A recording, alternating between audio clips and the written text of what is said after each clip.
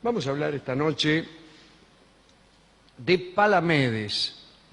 Palamedes, el inventor, ¿no? El hijo de Nauplio, el navegante. Podemos empezar, para contar una buena historia de Palamedes,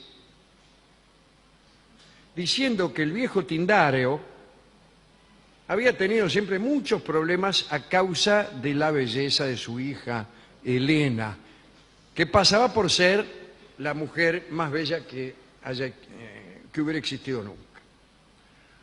Todos los príncipes de Grecia se querían casar con ella.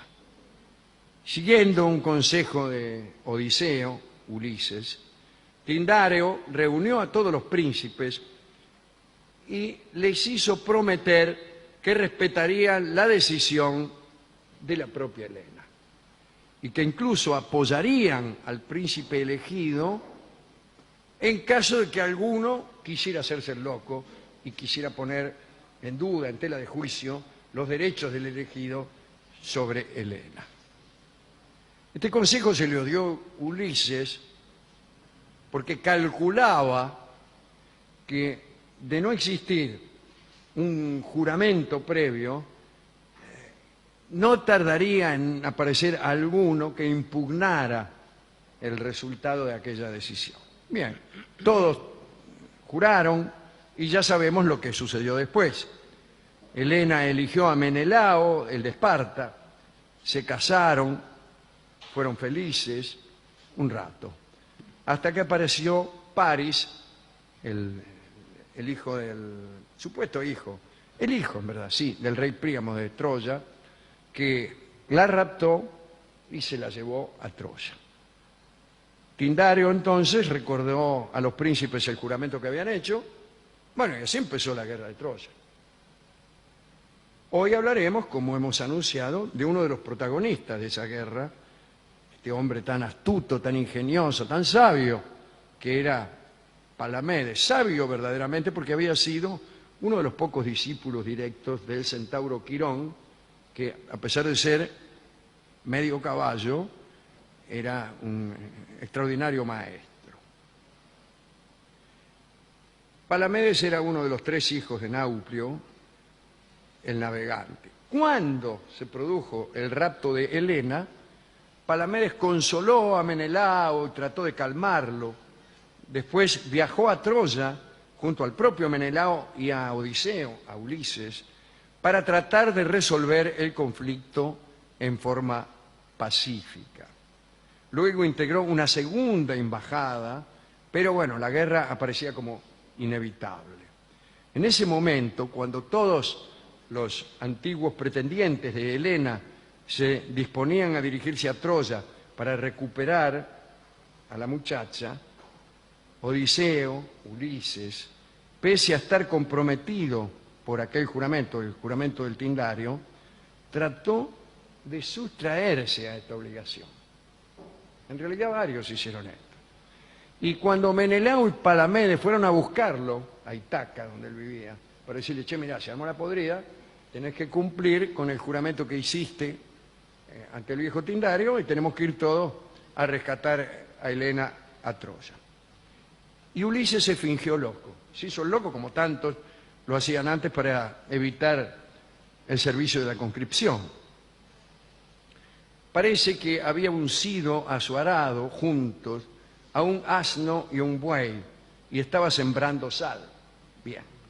Pero Palamedes no se dejó engañar por la estratagema y para obligar a Ulises a revelar que en verdad no estaba loco, puso al pequeño Telémaco, como saben ustedes el hijo de Ulises, delante del arado que Odiseo utilizaba para labrar, y entonces Ulises no pudo resistir la prueba y detuvo la yunta a tiempo para no matar al niño, bueno, renunciando con ello a simular su locura, su demencia. Ya voy, me está llamando mi novio. Según otra variante, Palamedes habría amenazado con su espada al pequeño Telémaco y enseguida Odiseo, Ulises, como su padre, acudió en su socorro. Bueno, sea como fuere, Palamedes fue el que hizo fracasar los trucos de Ulises y lo obligó a unirse a la expedición de Menelao y Agamenón. Agamenón era el hermano de Menelao y fue el que comandó las fuerzas de los príncipes griegos, de los aqueos, que fueron a la guerra de Troya. Y Ulises nunca le perdonó esto a Palamedes, a saber, el haberlo delatado. En los primeros tiempos de la expedición, Palamedes prestó numerosos servicios al ejército, que no viene al caso enumerar. Y Ulises siempre estuvo con la idea de vengarse de Palamedes. Y al final lo logró. Las versiones relativas a esta venganza difieren, pero todas atestiguan la perfidia de que fue víctima Palamedes. Palamedes es un héroe más bien por fuera de la Odisea. Cuando uno lee la Odisea, evidentemente el protagonista, Odiseo, Ulises, no es que sea bueno, pero aparece siempre como un héroe. Los héroes suelen no ser buenos, pero sí admirables. Y profesando una moral dudosa pero firme. En cambio, en la historia de Palamedes, el bueno es Palamedes y el malo es Odiseo, Ulises. Parece, efectivamente, que Ulises obligó a un troyano que había capturado a escribir una carta supuestamente enviada por Príamo, el rey de Troya, de la cual se desprendía que Palamedes había ofrecido a Príamo, traicionar a los griegos. Después sobornó a un esclavo de Palamedes para que escondiese oro bajo el lecho de su amo. Finalmente hizo circular la carta por el campamento, la carta fue encontrada por Agamenón, Agamenón mandó a detener a Palamedes, lo entregó al ejército y los griegos lo lapidaron. Otros dicen que Odiseo y Diomedes, fingiendo que habían descubierto un tesoro en un pozo profundo, dejaron que Palamedes se introdujera en él, sujeto a una cuerda, y luego le arrojaron grandes piedras sobre la cabeza. Entonces lo mataron. También se dice que lo ahogaron en una expedición de pesca. Bueno, no lo sé. No están de acuerdo en esto, pero que lo mataron, lo mataron. Y Palamedes se había ganado la gratitud de sus compañeros por la invención de los dados, con los que mataban el tiempo en el sitio de Troya, ¿no? Claro, había mucho tiempo que matar. Duró 10 años el sitio de Troya. El primer par de dados lo dedicó en el templo de Tique, en Argos. Todos envidiaban la enorme sabiduría de Palamedes, porque también había inventado los faros, la balanza, las medidas, el disco, el arte de apostar centinelas y, lo más importante, no el alfabeto, pero algunos dicen que sí. Algunos dicen que el alfabeto lo inventaron las parcas, otros dicen que lo inventó Palamedes, pero lo cierto es que inventó al menos 11 consonantes. Es mucho inventar. Parece que se inspiraba para dar forma a las letras en el vuelo de las grullas. Miraba las grullas y las figuras que formaban le iban dando las distintas formas de las letras. Hay un capítulo hermoso de Robert Graves acerca de algunos alfabetos y el nombre del capítulo es Palamedes y las grullas. Cuesta mucho leer ese título y decir, ya sé, va a hablar de alfabetos. Bueno, eso te enterás después.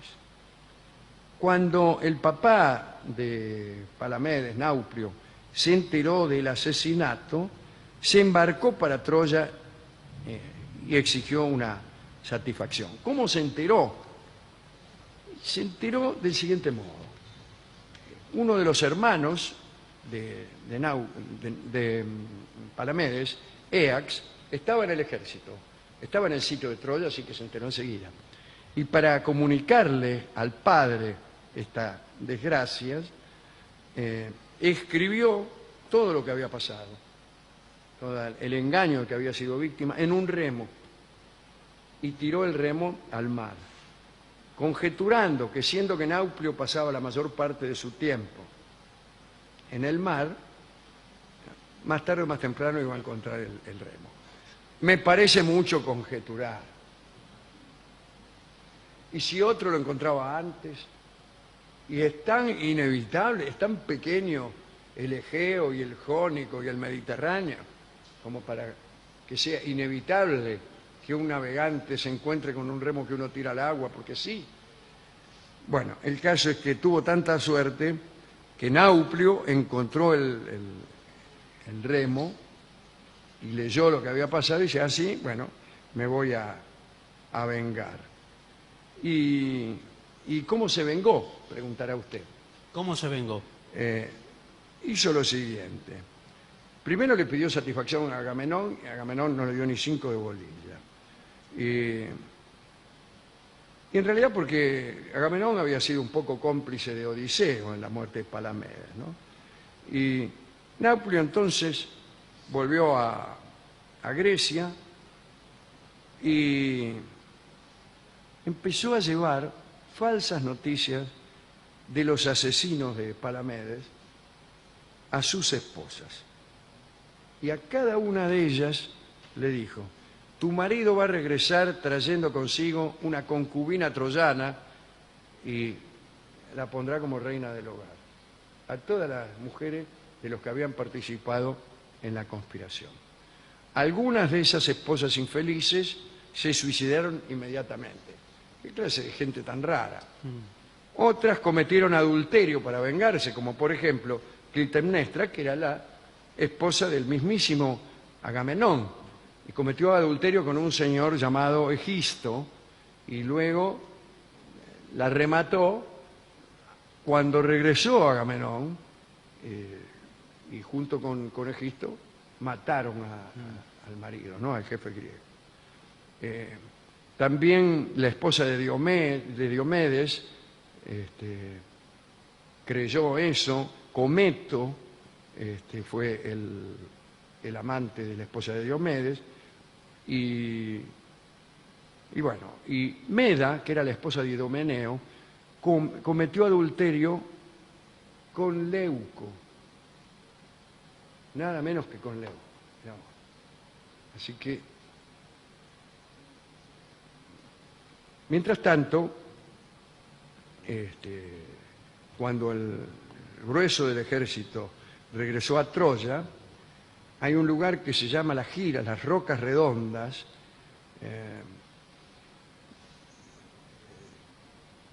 y Nauplio encendió una gran hoguera simulando que allí estaba el puerto.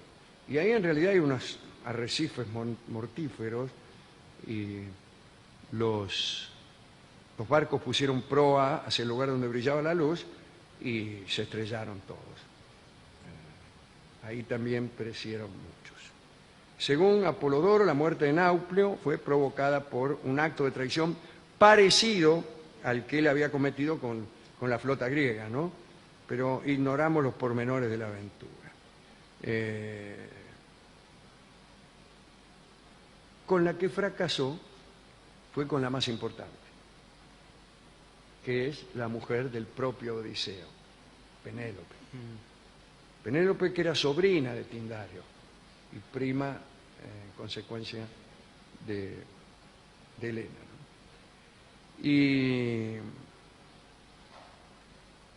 el tipo trató de convencerla de que Ulises la había traicionado y que le diera bolilla a todos esos pretendientes que andaban detrás de ella en Itaca, de los cuales hemos hablado aquí algunas veces, pero Penélope no agarró viaje y permaneció fiel al héroe griego.